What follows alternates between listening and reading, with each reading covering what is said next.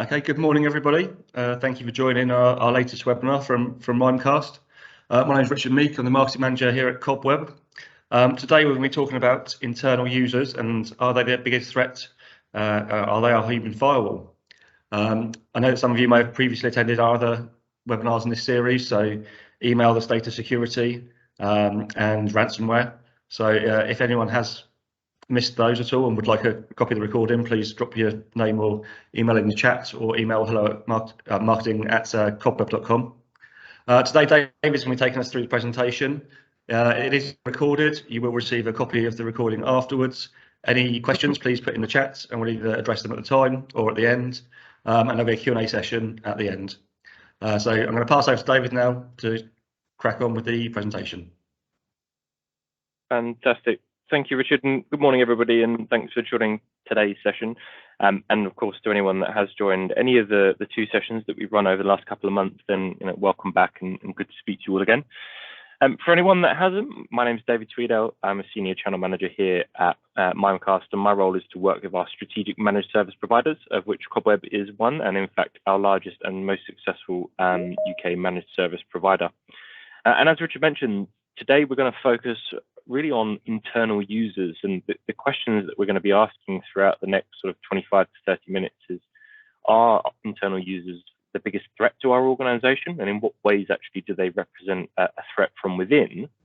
Or actually, is there a way that we can ensure that our internal users, our employees, our colleagues that we sit across the desk from, could actually represent a human firewall for our business and perhaps be that last line of defense that allows us to stay safe?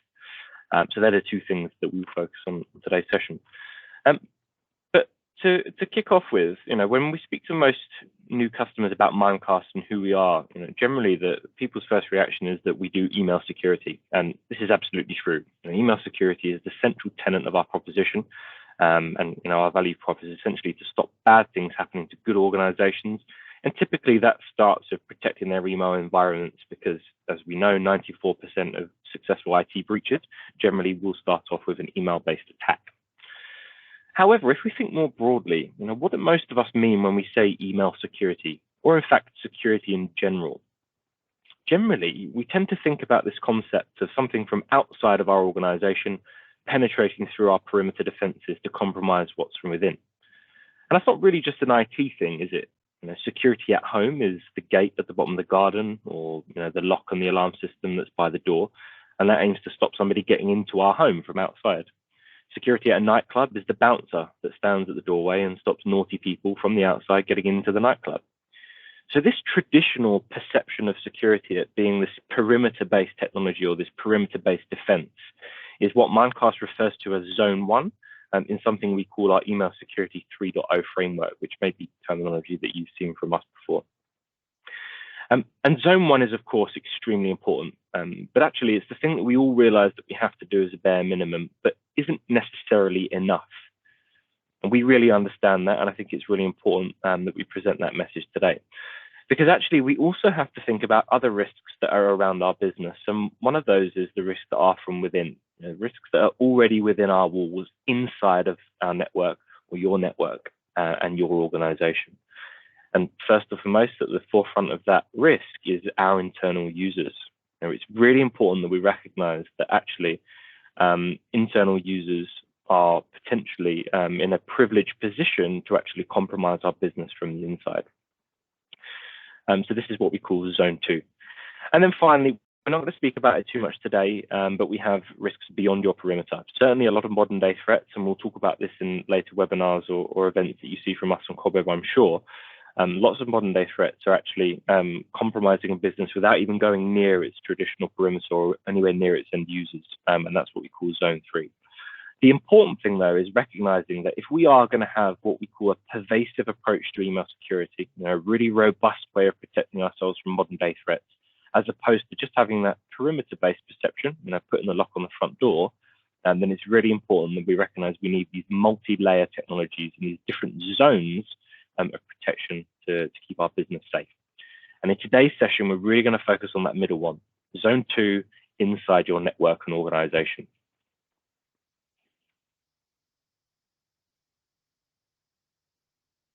So within this second zone, there's really two big problems that we're going to try and solve.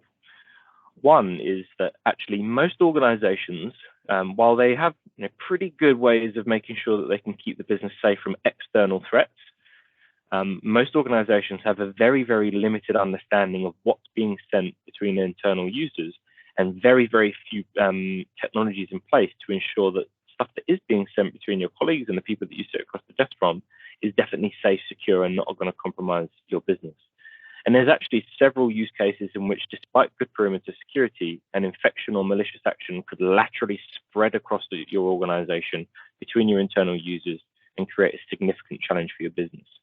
So the first problem that we're going to discuss and try and solve today is how we can prevent that lateral movement of an infection or something that we don't want spreading across our internal users. Secondly, we have this whole problem of human error. Most successful security incidents do start with an end user making a mistake. Perhaps they click on a link that they're not supposed to because they think it's safe, or they open an attachment because it looks like it's come from a familiar source, or maybe it's more general, kind of away from email, and it's just using an unsafe network without joining a VPN while they're working from Costa Coffee, or even sitting at home connected to our home hub. To try and kind of solve for this problem, it's imperative that all organizations think of and devise an education strategy, a way of enabling their end users to identify what the good and bad behaviors look like, and actually provide that concept for human firewall, be that last line of defense as opposed to the weakest link and primary candidate for things to go wrong. So those are the two things that we're going to discuss today. And I'm actually going to start by telling the tale of 4 dangerous employees.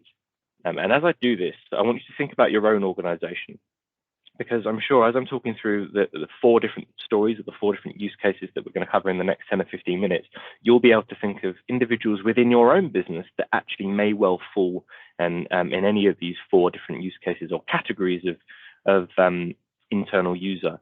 And I think it's interesting when you start to think about it and reflect on your own business in that way. So before we get there, and apologies for my sniffing and coughing, I've just been hit by a cold, so apologies. Most customers are now embracing, certainly the people that Mimecast is speaking with are embracing that 2 clouds are better than 1, and actually layering up a security tool that's dedicated to email security is a great way of both securing and complementing a customer's investment in Office 365. And the reason that they do this is to ensure that they have this concept of cyber resilience and that they remain safe in a world in which somewhere between 91 and 94, 91 here of IT breaches start off with email. Now, most of these kind of typical threats, as we spoke of on the last slide, come from a north to south direction. And we've always been pretty well placed to deal with things. Something from the outside of the business hits Mimecast, or whatever security technology you have in place before it goes down to your end users and is filtered out with anything malicious. For us, we use technologies like our targeted threat protection to prevent any malicious information reaching your end users from the outside. And actually, lots of customers are also thinking about the reverse, what their users are sending outbound through the gateway, and making sure that they've got controls around things like data loss prevention, they're encrypting their mail, etc. So as we sort of said a couple of slides ago, most organizations have got a pretty good understanding and a pretty good handle of this north to south, south to north traffic, stuff that's coming in and out of their business. But this inbound and outbound mail only accounts for about 60% of what a typical organization using an email account will send, which means for many customers, the east to west traffic between our internal employees could be as much as 40% of their organization's mail flow that's typically unaccounted for. And actually, depending on what industry you're in, it may well be a lot more than that. So healthcare, for example, 80% of the emails that are sent in a healthcare organization are actually between internal colleagues. Now, despite 99% of organizations that we've surveyed and the extensive research we've done on this area, experiencing problems that have occurred from within the business between internal employees, we know that 61% of them have acknowledged an inbound threat was spread internally, and more frighteningly, and I guess most frighteningly actually, 25% of organizations, have very little confidence that their current email security strategy can protect them from threats that are happening across internal employees. So we've got a real challenge here in that, potentially as much of half of our internal mail is completely unaccounted for. There isn't a security technology in place, but we recognize that almost all of us have had something go wrong in the mail traffic that's been sent between our internal employees. And very, very few of us are actually confident that if we did have an issue and something malicious was shared from one colleague to another, they would have the controls in place to prevent that risk from spreading and causing a real problem in the organization. Now, as I mentioned in introduction, there's 4 key use cases or 4 types of insiders that I want you to think about. And the first is what we call a compromised insider. Now, this is a user who is no longer in full control of what's being sent from his or her mailbox. 80% of organizations have experienced a compromised mailbox, and it's easy to understand how this might happen. Sometimes it's immediately clear. The user's made an obvious error. They compromised their machine, and they then started to spread malicious information across the organization. But actually, it can take as many as 225 days to successfully identify that account has been compromised. And across those 225 days, the cyber criminal that's instigated the attack could be drip feeding information across the organization, sending malicious content to different internal users who are clicking on those links and opening those attachments and responding to those emails because they think it's safe and it's from their colleagues. And all of a sudden, that malicious infection has spread across an organization. Now, there's lots of ways that this might happen. Perhaps it's an over-trusting employee and they've just clicked on the link because they thought it was from Microsoft. They weren't using Mimecast, they weren't yet a customer, so that link wasn't protected. It's routed to a malicious website. They've put in their credentials and their credentials have been harvested. Often we hear about, particularly in a post-pandemic world, people's use of social media channels on their corporate devices actually causing issues like a compromised mailbox. So, for example, getting a little bit carried away, clicking on clickbait on Facebook, maybe wanting to learn the latest gossip about Prince Harry and Meghan Markle, using the same credentials for Facebook or Twitter or wherever you found that advert that you use for your email account. And once you've clicked it in one place, the hacker can reuse those credentials and compromise your email account. So there's lots of different ways, particularly in the dynamic post-infrastructure era that we're in, where users are often accessing multiple different cloud applications with similar credentials. That actually, your credentials could be harvested and your mailbox could be compromised. And once that happens, it can take an awful long time to diagnose and solve that problem for the business. So the first use case then is a compromised insider. Secondly, we have a careless insider. This isn't somebody who's necessarily been compromised, but perhaps is just guilty of sharing the wrong information or sharing information in the wrong way and violating a data protection policy.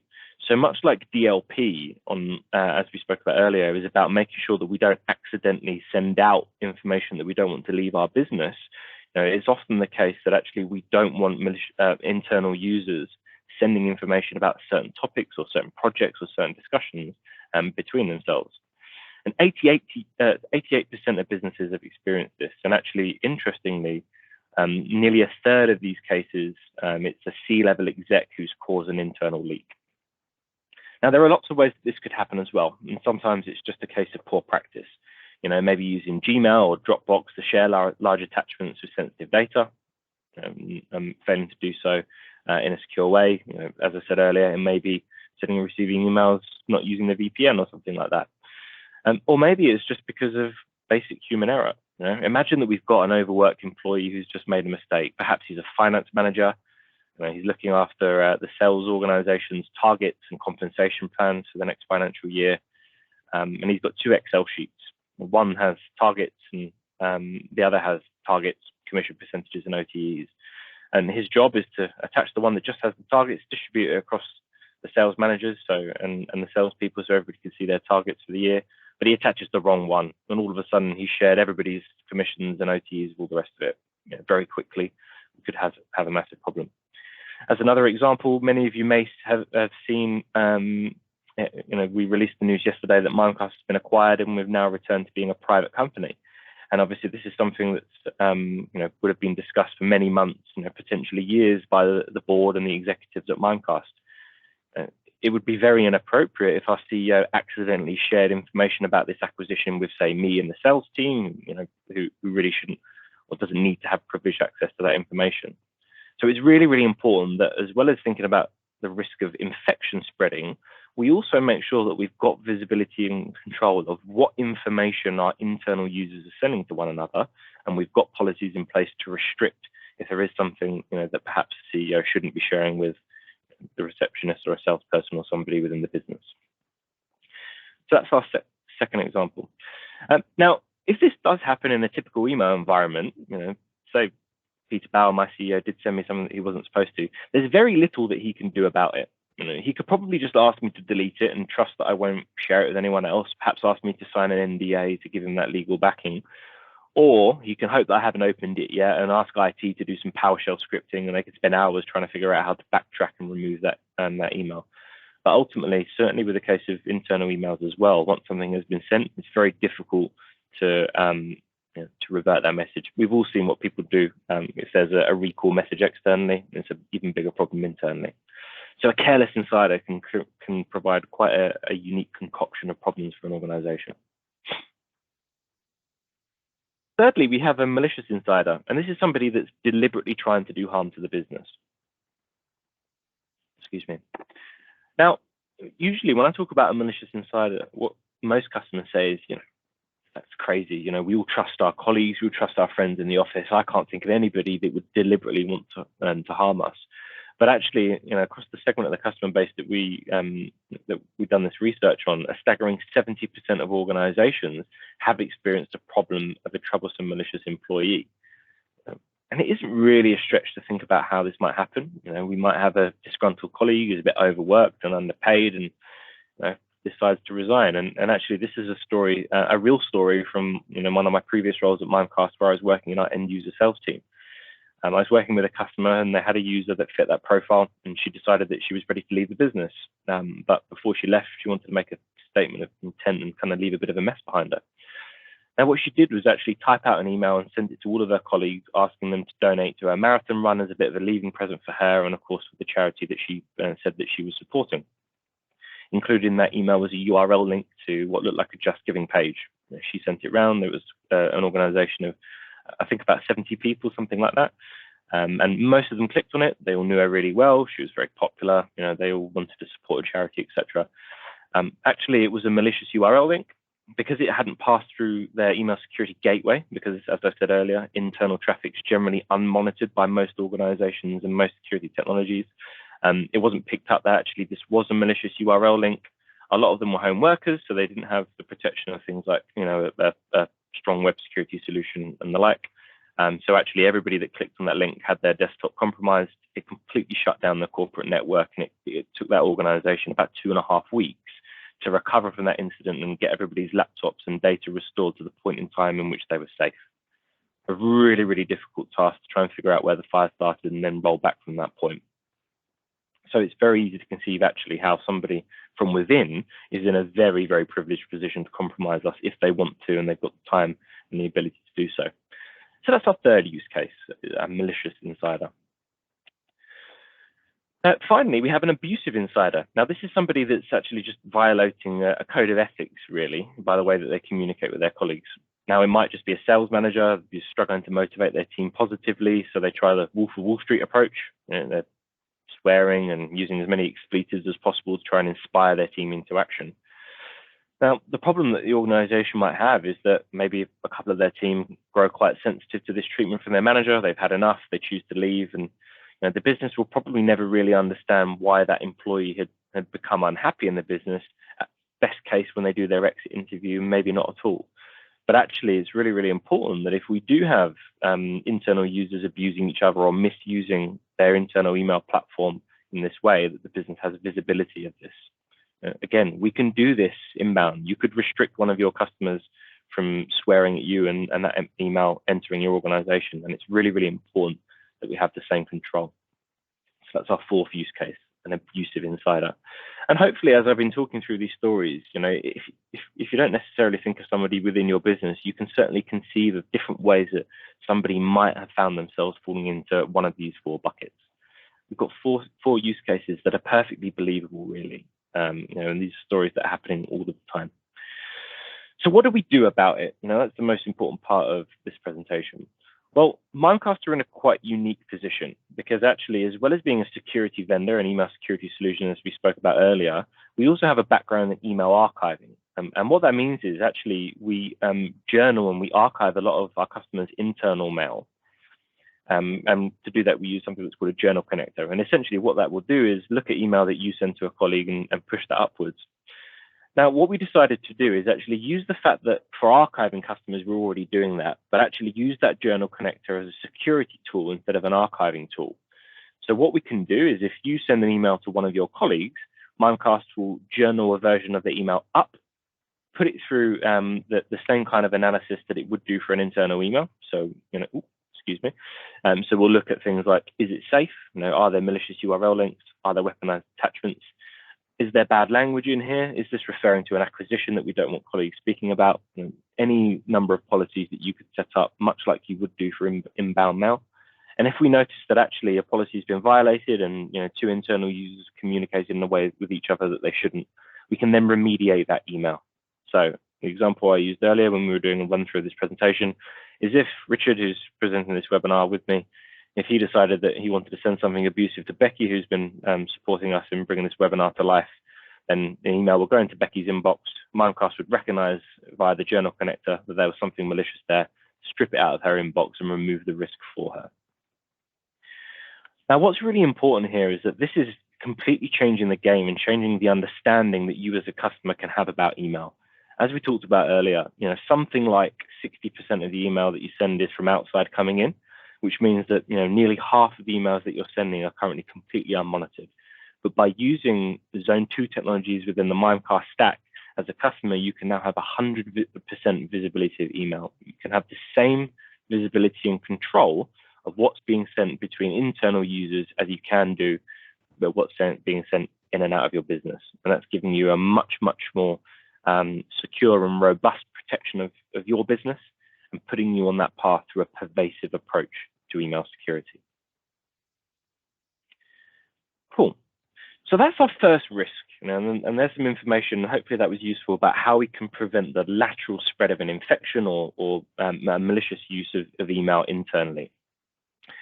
But a common theme throughout the first half of this presentation is that actually a lot of the time it's a user making a mistake that potentially causes the problem.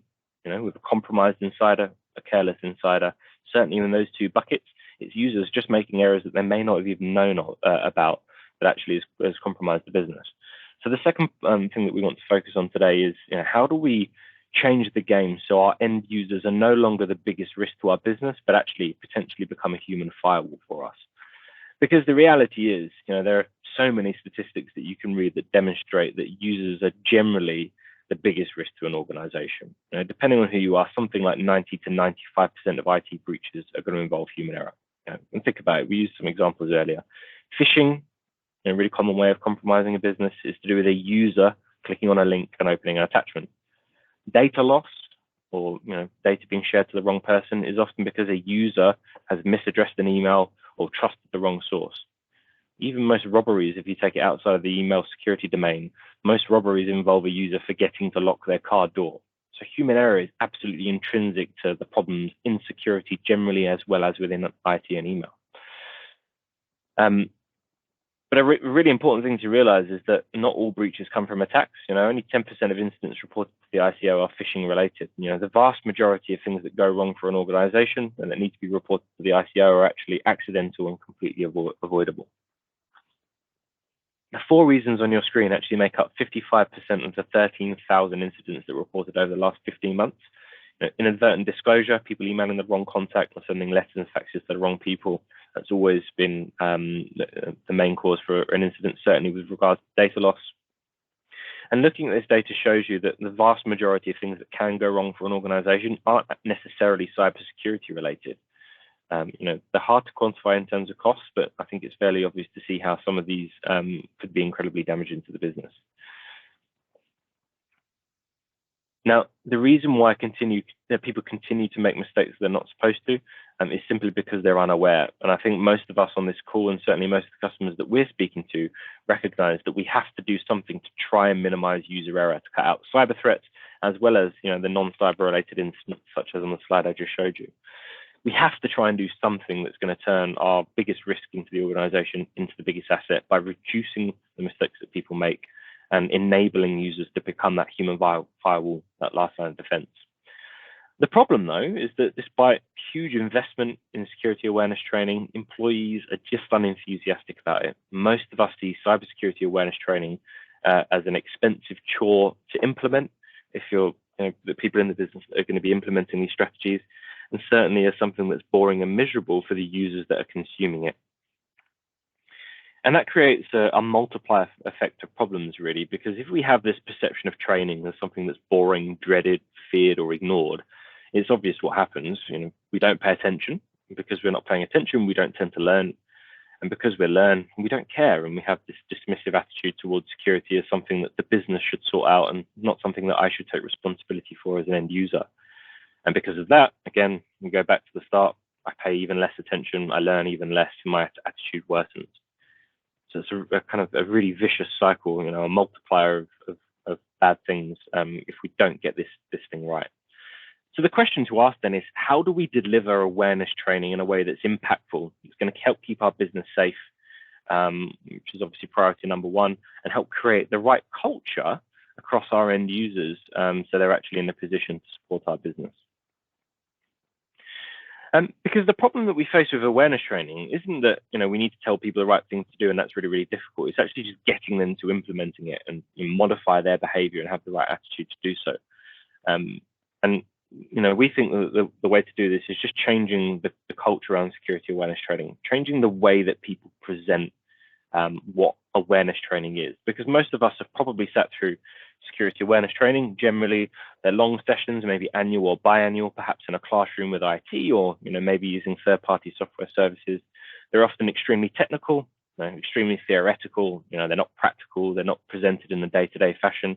And then usually it's watch a video, we'll go through a long course, and then answer a very, very long questionnaire just to go through that tick box exercise.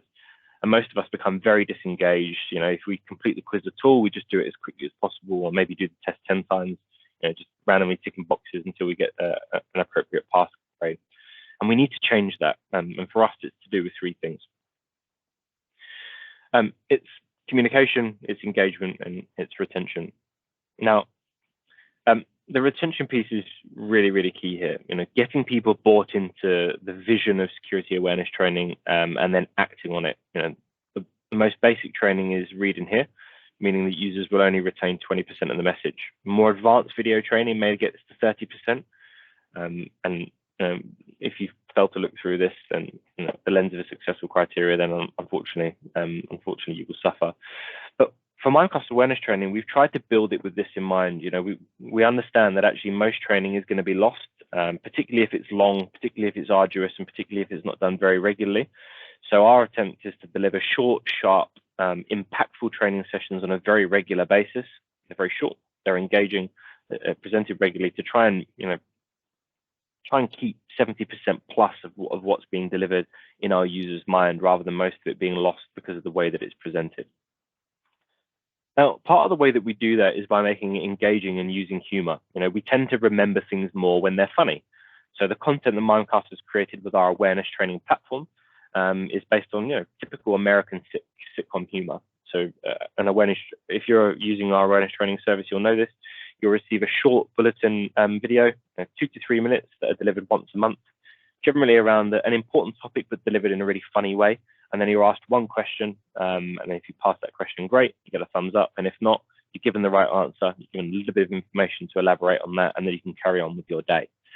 And we base it around really good characters, because generally the research shows that if you can build characters that people learn to sympathize with, or loathe or love, depending on which way you're slanted, then actually, again, you're much more likely to consume the information that you've received. So for us, the primary character is this chap here that hopefully is dancing around on your screen, which is human error. He's the devil on your shoulder that's encouraging you to make the wrong decision and helps to tell the story about actually what the right behavior is.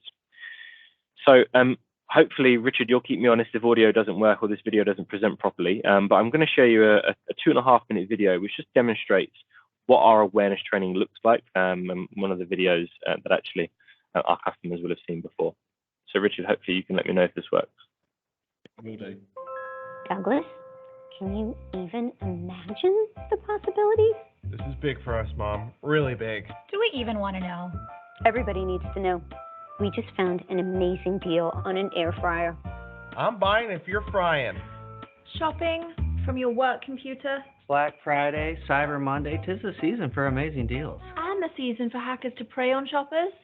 It's almost as if that price is too good to be true. Don't mess this up for them. Have you ever seen two people this happy about the prospect of purchasing a small kitchen appliance? It's beautiful. Doug, humor me and check how the store name is spelled. Look at the URL. We should put this on our list of Fleming favorites. There's a list? The links to all our favorite deals. I'm sending it now. Wide distribution. Sharing is caring. Very thoughtful, Doug. Thoughtful? The guy clicked on most of the internet and just sent a bunch of suspect links to everyone he knows. This is a good price. Which is why I'm buying ours now. Is this even happening? Yep. He's entering credit card information on a site he refuses to verify. 3-digit code, Doug. Hey, Doug, I must need to get my eyes checked because I just looked at my phone and I thought I saw a list of random links you sent to a bunch of people in the office. No, your eyes are fine, but I recommend jumping on these air fryers before they run out. I'll be sure to get right on that. Right after you join me in Hunter's office.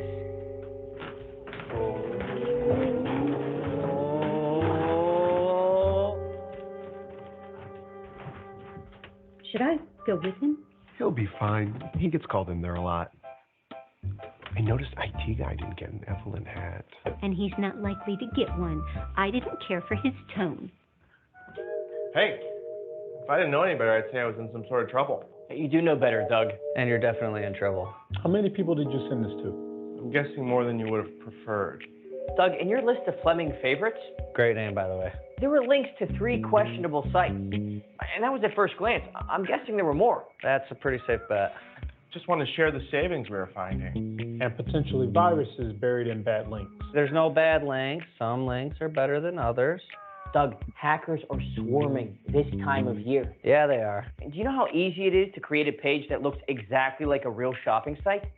If you land in the wrong place, you can end up handing over your credit card information to hackers. Sweet. And then they go on a shopping spree until you or your bank realize something's wrong. Looks like someone just figured out how to use his bank app. And it looks like someone else figured out how to spend Doug's money. Assuming that $3,000 TV isn't yours. Oh, no. Okay, no, this is not good. Mom! Mom! Did you not get a hat? Douglas? I'll play that again. So hopefully that's a useful example of what we're trying to present here. And you know, that's a particularly good video because actually it illustrates the 2 things that we're speaking about today.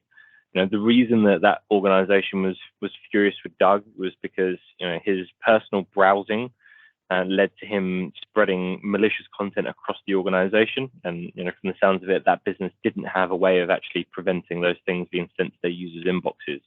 And what would have solved that? Well, as you saw, you know, once he was actually educated on the things in that meeting, he had that light bulb moment. He realized he'd done something wrong, and obviously that it had cost him quite personally. So this is a really good example of what we're trying to achieve. And they're the kinds of videos that we send once a month on different topics, not necessarily related to email. So I've just done my latest one a couple of days ago, which was actually about office hygiene. And no, I don't mean, you know, showering and putting deodorant on, but about things like leaving paperwork across your desk, or, you know, discussing transaction stuff in the canteen downstairs in the bottom of our office, or things like that. So really, really useful bulletin information with a bit of humor, hopefully. At least some of us found that funny, based around these characters that you learn to, as I said earlier, love or loathe, depending on which way you're inclined. But it's not just about style. We also need some substance here. And one of the key asks for organizations is simple. You know, if I'm training my users, and we're doing this on a regular basis, how do I figure out how good they are? And more importantly, how do I know that they're getting better over time so I can justify why I've invested in a product like Mimecast Awareness Training? And our service includes user-centric risk scoring, you know, contextualized risk scoring. And what that allows us to do is score each individual across the business as well as the organization as a whole. So you can identify who your high and low risk users are, who seems to be responding well to the training campaign. So who's clicking on less bad links and answering questions correctly when they're prompted to after the videos. And actually who's doing the opposite, you know, because those people that aren't growing and aren't learning and developing, perhaps they're the users that you need to put an arm around and do some supplementary training, either with other third parties or using your internal IT or HR teams. So it's really, really important that we offer that to our customers so they can demonstrate actually that they're improving as a business.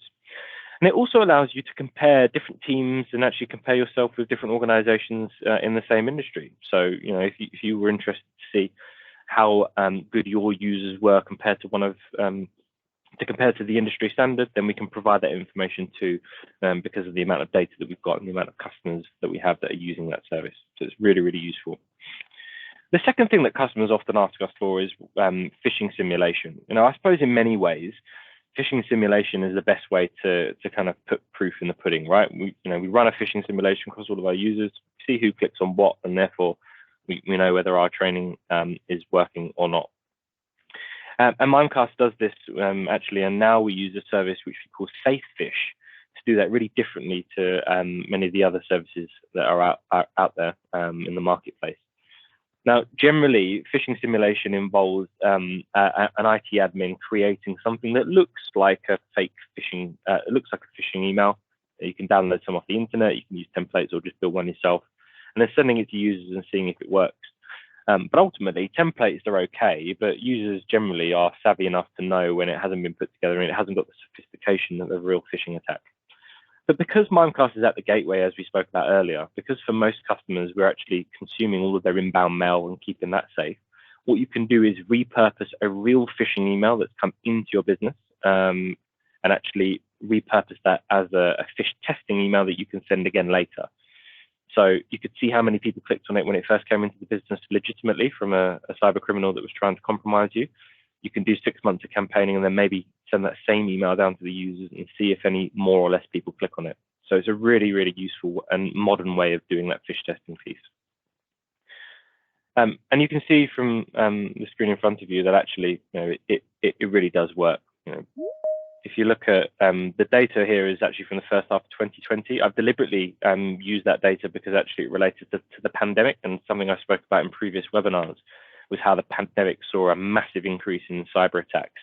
And for our customers that were using Mimecast awareness training, which is seen on the green line in that graph on the right-hand side, they were considerably less likely to click on these COVID-19 based phishing campaigns than the ones that weren't. So I think this graph does a really good job of demonstrating that doing user awareness training very well actually has a real impact on your business and can provide that human firewall. Now, finally, when we're introducing yet another service into your security stack, I think sometimes there is hesitation from customers that they don't want to overcomplicate all of the different products and services that they're having to buy to keep the business safe. But part of the value of engaging with someone like Mimecast that has this multi-layered approach is that all of this is built into a common platform. So Mimecast security awareness training isn't a second component, a separate thing that you have to install, another third-party application that's hosted somewhere else. It's actually just something that's built into our security platform. So you can speak to Cobweb about unlocking these modules and paying for these modules for them to be added to your account if you're an existing customer. But we're not asking you to set up a really extensive additional third-party technology that's going to add that complexity. This just integrates within the other services that we can offer. It's all part of a common platform. And I think that's the really important thing here. We started this session by talking about the fact that actually in today's threat landscape, just doing perimeter security, scanning for malicious emails that are coming inbound isn't enough. It's really important that we have these multiple layers in zone 1 and zone 2, as we've spoken about today. But actually what's more important is that we're doing so in an integrated way, that these different components of your security stack are communicating with each other, that are built natively into a single platform. So we're not introducing complexity or not introducing gaps by having multiple technologies that are sitting alongside each other. So I'm conscious of time. I've talked for a little bit longer than I intended to, but I'm going to pause there and open the floor for any questions. Either take yourselves off mute and feel free to shout, or put it in the chat box, and I'm more than happy to try and answer any questions. That's great. Thank you, David. I think people have to put in the chat because they can't unmute at the moment. But okay. Really, really interesting talk. And I think you're very right. I think we can all get a bit blasé about doing training courses, and just making them a sort of a tick box activity activity rather than really learning from those sorts of things. I think most people will have been guilty of that in the past. But any questions from anyone? Doesn't look like it. So David, I want to thank you very, very much for a really interesting presentation. Everyone that attended, thank you, and we'll be emailing out the presentation to you shortly today or tomorrow, and please feel free to share that with your colleagues as well. It's great to see that everyone's actually stayed for the full duration of the webinar, meaning that you obviously got some value from it. So thank you very much, guys, and hopefully we'll be in speaking to you all soon. Perfect. Thank you, Richard, and thanks everybody for listening.